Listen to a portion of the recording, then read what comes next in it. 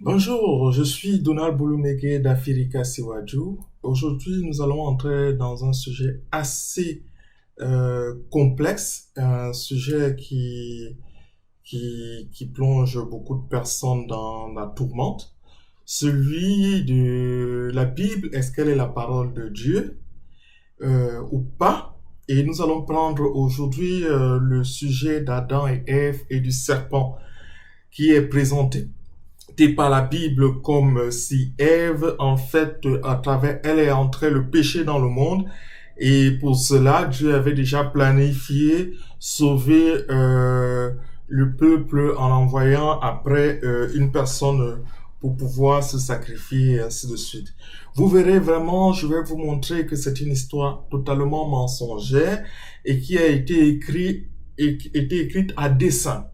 Ben, nous commencerons d'abord par l'histoire dont je vais juste paraphraser la Bible, où il est dit qu'on a créé l'homme et la femme, donc Adam et Ève, on les a mis dans un jardin, et qu'est-ce qui s'est passé? Le serpent est venu séduire Ève, et elle a parlé avec le serpent et après donc le serpent l'a poussé à manger le fruit défendu, ce qui a amené à la désobéissance.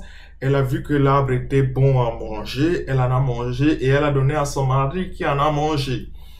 Et donc, à partir de cette histoire, on incrimine la femme et on voit beaucoup de catastrophes, beaucoup de choses qui se font à travers le monde où la femme est reléguée au second plan. Je vais donc vous dire où c'est passé. En fait, ma démarche a été trop simple, toute simple. C'était de rentrer en Égypte, de savoir qu'est-ce que l'Égypte dit de la création du monde et de savoir effectivement pour essayer de comparer pour savoir si ce que la Bible dit est vrai ou pas. Donc je suis allé dans l'histoire de l'Égypte ancienne et j'ai trouvé effectivement que on parle d'un Dieu Ré qui a créé toutes choses et on parle, on voit que en fait l'Égypte ancienne adorait un seul Dieu qui avait créé beaucoup d'entités. Et bien, il y avait un seul Dieu créateur. Donc je vais donc vous parler de Isis. Donc à partir de là, prêtez très attention à ce que je vais vous dire. Je parlerai d'Isis, en fait, une déesse égyptienne.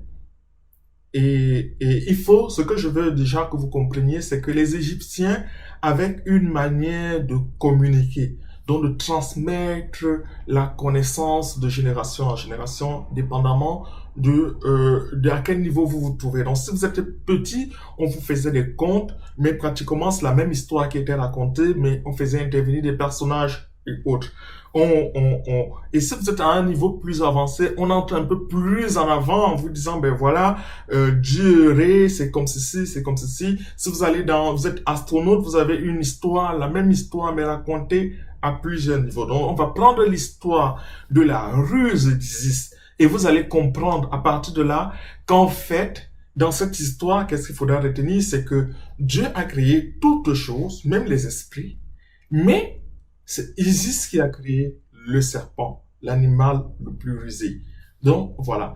Un peu, je vais paraphraser l'histoire, vous pouvez la retrouver. C'est une histoire qui a été découverte et qui a été découverte, écrite dans des papyrus qui sont datés de 1300 ans avant Jésus-Christ, dont les papyrus existent. Et certains qui chercheront à vous dire que non, c'est plutôt l'histoire de la Bible qui est vraie, tout ce que vous aurez à leur demander, c'est de vous sortir les papyrus bibliques qui sont datés à la même période et qui confirment l'histoire actuelle. Et vous comprendrez qu'ils ne pourront pas, et vous comprendrez que ça c'est vrai, ce que je vous dis. Donc, revenons à l'histoire d'Isis. En fait, Isis, il est présenté dans une histoire, un conte d'Égypte ancienne. Elle est présentée comme une arrière petite fille du Dieu créateur, le Dieu créateur unique, Ré. Et donc, elle étant petite, en fait, en ce temps, on ne donnait pas beaucoup de considération aux jeunes. Aux jeunes, voilà. Et donc, Isis avait décidé de se démarquer et de marquer une empreinte vraiment très, très, très poussée qui va... elle avait décidé de marquer, en fait, le monde égyptien. Alors, elle a planifié, elle se dit, comment faire pour vraiment avoir la place qu'il faille avoir. Alors, qu'est-ce qu'elle a fait? Elle, il est dit dans ce conte que Ré, le créateur de toutes choses, qui a créé toutes choses par la parole et ses mains, était déjà très vieux. Et étant très vieux, il avait donc, parfois dans ses repos seul, il avait de la bave qui sortait de sa bouche. Et donc Isis, très intelligente, a vu que ça peut être une très grande opportunité. Et donc Isis a calculé un jour, qu'est-ce qu'elle a fait? Elle a pris, elle a laissé, elle a vu que la bave est sortie du grand dieu Ré. Elle se dit, voilà l'opportunité de créer un être qui va tourmenter Dieu. Donc, qu'est-ce qu'elle a fait? Elle a pris donc la bave et avec de l'argile où la bave est tombée, elle a fabriqué le serpent.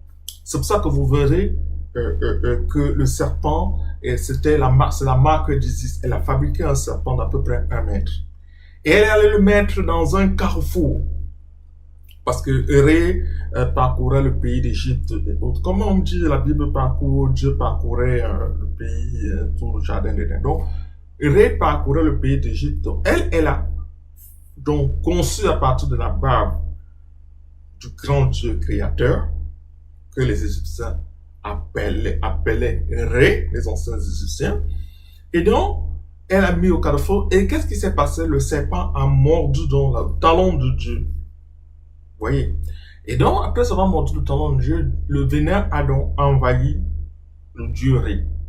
Et Dieu Ré s'est senti totalement perdant ses forces. Et donc, les autres esprits qui étaient, parce que tous étaient appelés enfants de Dieu, hein, parce qu'ils avaient été créés de Dieu, ils étaient des dieux, venaient assister Ré et disaient, mais qu'est-ce qui se passe? Et tout. Ils ne faisaient que d'aller de mal en pire. Mais qu'est-ce qui donc s'est passé après? Qu'est-ce qui s'est passé?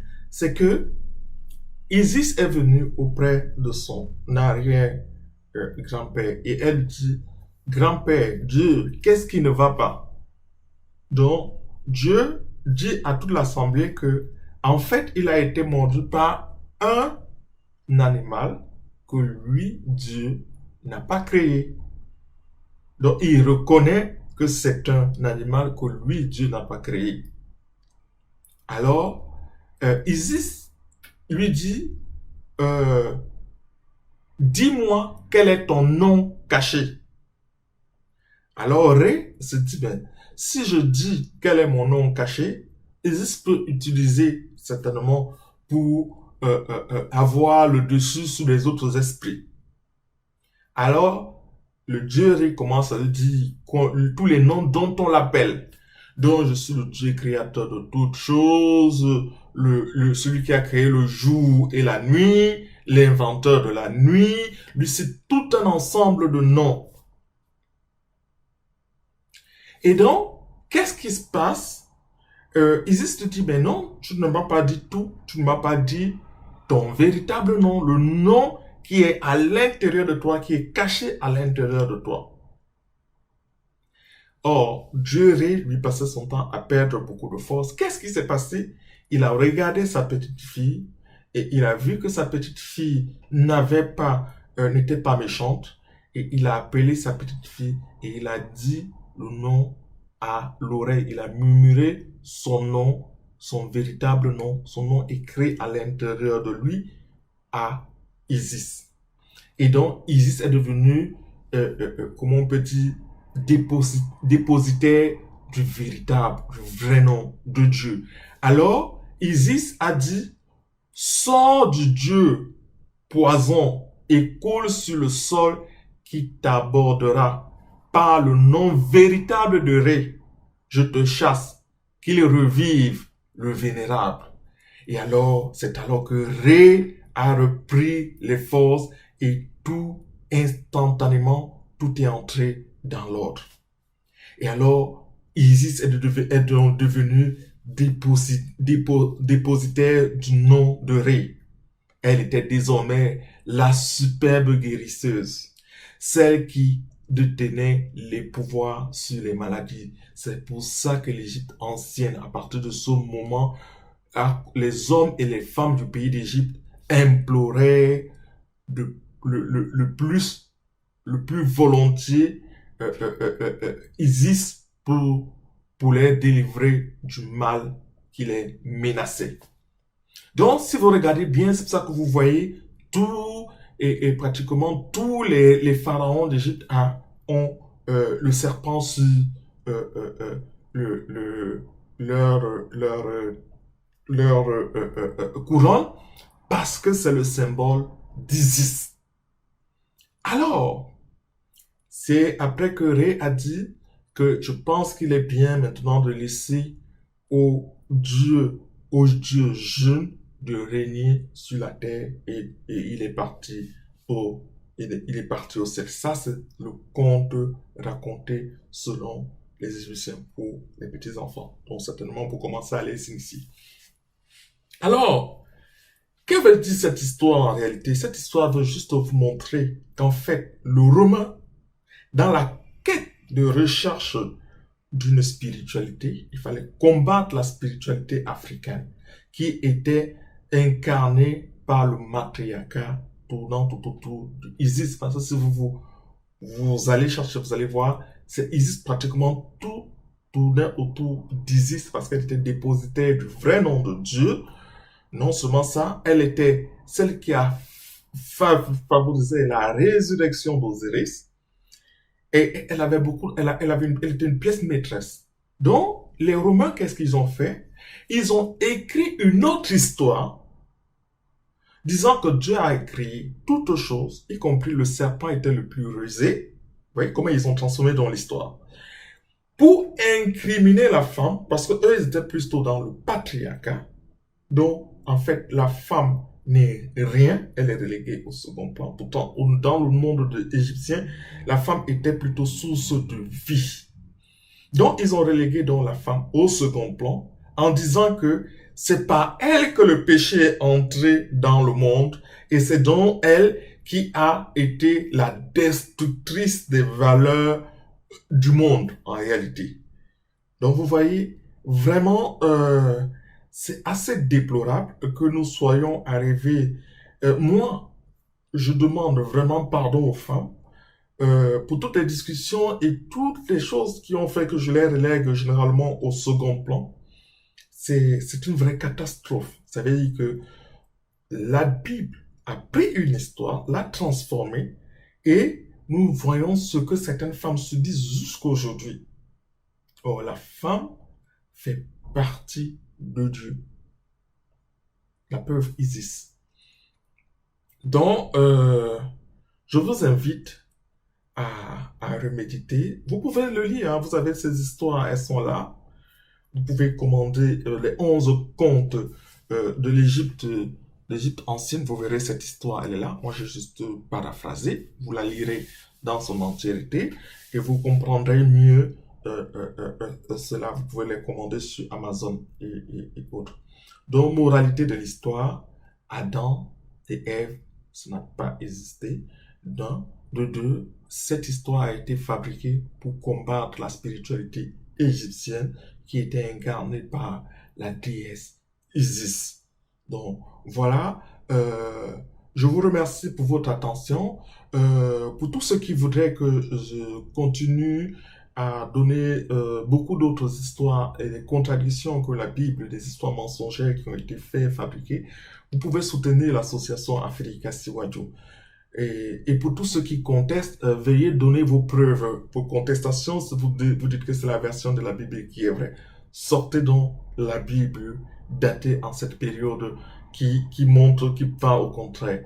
Donc, si je vous avertis, si vous voulez sortir une version, ça veut dire que vous serez en train de contredire, vous serez en train de confirmer même que non seulement vous serez en train de contredire la Bible, parce que les histoires de la Bible ont été écrites après cette période, et non seulement vous serez en train de contredire la Bible, mais vous serez en train de confirmer en plus cette histoire. Je vous remercie pour votre attention et à très bientôt pour d'autres aventures.